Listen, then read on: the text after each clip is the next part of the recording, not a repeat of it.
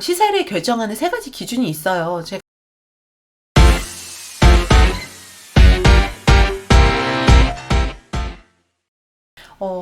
거기서 좀 보시면, 일단 가장 큰 세 가지 기준이 있는데, 첫 번째가 인구수예요. 인구수는 수요와 비례하기 때문에 꼭 보셔야 됩니다. 그래서, 인구에 따라서 그게 수요로 나타나는 거죠. 인구가 없으면 당연히 수요가 없어요. 그럼 공급만 많은 거죠. 그럼 당연히 전세가가 떨어지고 매매가도 같이 떨어지면서 막 급매물도 나오고 막 이런 상황이 옵니다.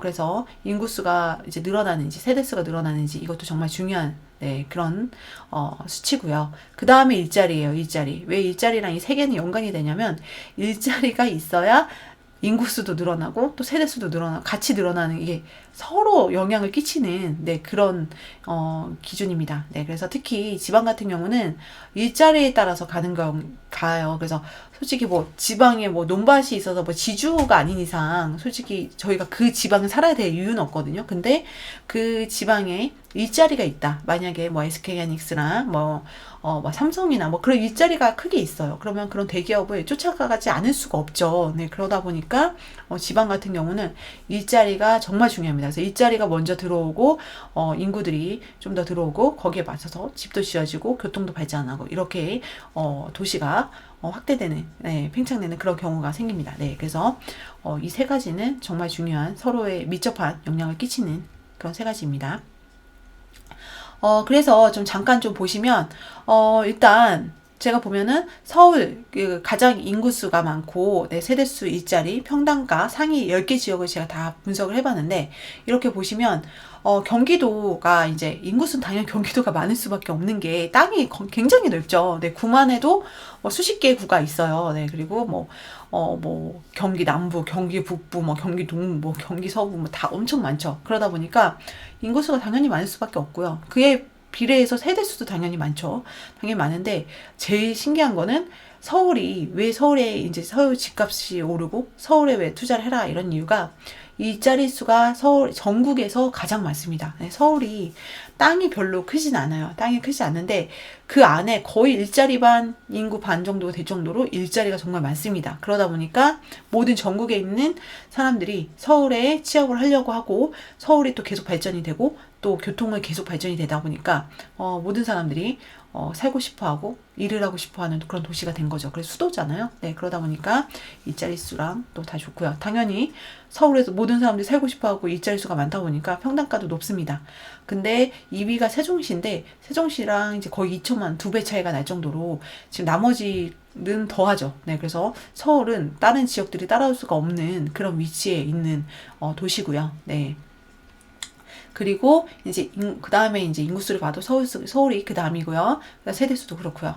그리고 이제 일자리 수가 서울에 다음에 경기도가 이제 따라오고 있습니다. 경기도가 또 일자리가 되게 많죠. 그래서 결국 수도권에 많이 몰려 있습니다. 왜냐면 5위까지 보시면 경기도, 서울, 인천이 다 수도권이라고 포함을 시키죠. 근데 이 세 개가 5개 안에, 5위 안에 세 곳이 들어가 있기 때문에 결국은 거의 우리나라의 인구와 일자리가 반 이상은 다 여기 몰려 있다고 좀 보시면 되고요. 그 다음에는 당연히 3위가 부산광역시고요. 그 다음에 이제 경상남도가 이제 들어와 있습니다. 그래서 제가 이거를 다 분석을 해서 본 결과 1위가 전국 1위 서울이고요. 그 다음에 2위가 경기도예요. 그래서 3위가 부산이고요. 4위가 인천, 5위가 경남인데, 저희가 당연히 투자할 수 있는 순서도 이 순서가 맞겠죠. 그래서 서울이 당연히 투자하면 좋고요. 그 다음에 이제 2위가 경기도, 그 다음에 이제 부산인데, 이제 부산은 이제 저희가 워낙 끝이다 보니까 거의 대부분 투자자분들이 수도권에 살고 계시기 때문에 부산은 서울 경기도 투자를 안 하고 부산 가서 막 투자하시는 분은 많이 없어요. 거의 부산 분들이야 부산에 먼저 투자하시고 서울이나 경기로 오시지만, 서울 경기 인천 사시는 분들이 갑자기 거기 서울 경기 인천에 집도 없는데 부산 가진 않거든요. 그래서 저희가 이제 결국은 서울, 경기, 인천으로 많이 투자를 하고요. 그다음 이제 부산, 경남까지 지금 보고 있습니다. 그래서 경상남도는 지방에서 1위라는 게 정말 의미가 있는 거예요. 그래서 경남 같은 경우는 수도권 안에 사이에서도 껴 있고요. 네, 그리고 인구수나 세대수나 그리고 일자리 수에서도 별로 밀리지 않는 그런 곳이고요. 그 다음에 이제 경북이 지방 2위, 그 다음 대구가 강역시에서 4위, 충남이 3위, 네, 전남, 그 다음 충북 순으로 되어 있습니다. 그래서 이 나머지 그 외 지역들은, 투자를 할 때, 이제 뭐, 좀 다른 데 다 해보고, 이제 소액으로 좀 더 이제 분산 투자 개념으로 좀 가시고요. 일단은 저희가 메인으로 좀 갖고 계셔야 되는 거는, 뭐 서울 꼭 없더라도, 뭐 경기나, 뭐 인천, 뭐 이런 데 갖고 계셔도 좋겠죠. 그 다음에 이제 부산, 경남, 이런 라인으로 좀 보시면 좋을 것 같고요. 그 다음에 이제 경북, 대구, 네, 그런 상황이고요. 결국 전체적으로 보면은, 수도권, 그 다음에 경상도죠. 경남, 경북, 결국 부산까지 해서 경상도다. 그 파워가 세고요.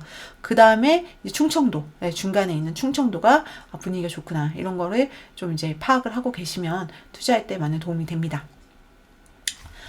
그리고 인구가 늘어나는 지역이 정말 중요하죠. 그래서 인구가 늘어나는 곳은 아무래도 일자리가 그만큼 생기고 있다. 아니면 도시가 발전을 하고 있다. 그리고 집도 많아지고 있다. 이런 식이 되는 거죠. 그래서 역시나 1위가 인천이고요. 2위가 세종, 네, 3위가 경기도, 4위가 충청북도, 5위가 충청남도, 6위가 제주도. 네, 이런 상황이고요. 이런 곳들은 좀 신도시가 많이 만들어지는 곳이 대부분 많아요. 그래서 인천도 신도시가 많죠. 아까 말씀드린 뭐 청라, 루원시티, 뭐 서구에 뭐 이런 곳들이 검단까지 있고, 그 다음 뭐 송도도 있고, 뭐 이런 식으로 신도시가 계속 생기다 보니까 인구가 더 많이 늘어나고요. 세종도 그렇죠. 경기도도 신도시가 되고 정말 많죠.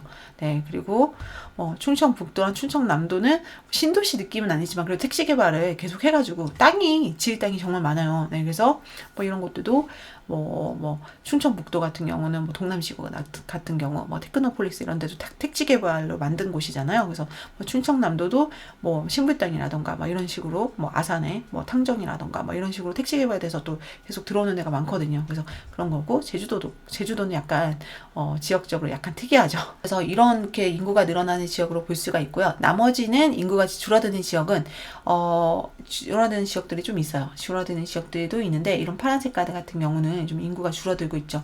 그래서 이런 곳들은 네, 신도시만 볼 게 아니라 신도시, 여기 인구가 늘어나는 데는 당연히 신도시가 더 좋겠죠. 그래서 신도시를 좀 더 보겠지만, 인구가 줄어드는 지역은 택지 개발로 점점 밀어나면은 오히려, 공급이 너무 많아져 버리면 쉽지가 않거든요. 그럼 차라리 재개발, 재건축이 입지가 좋기 때문에 그 중심에, 신축에, 재개발, 재건축 돼서 신축이 되는 그런 곳들을 보는 게 좋죠. 그래서 그런 데는 지방이죠, 지방.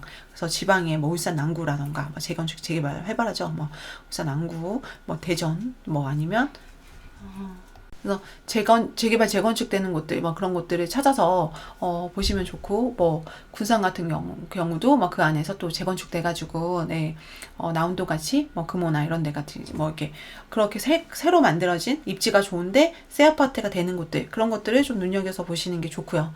당연히 인구가 늘어나는 곳들은, 신도시가 공급이 많지만, 그래도 또 이제 그 안에서, 신도시를 또 봐도 정말 좋습니다.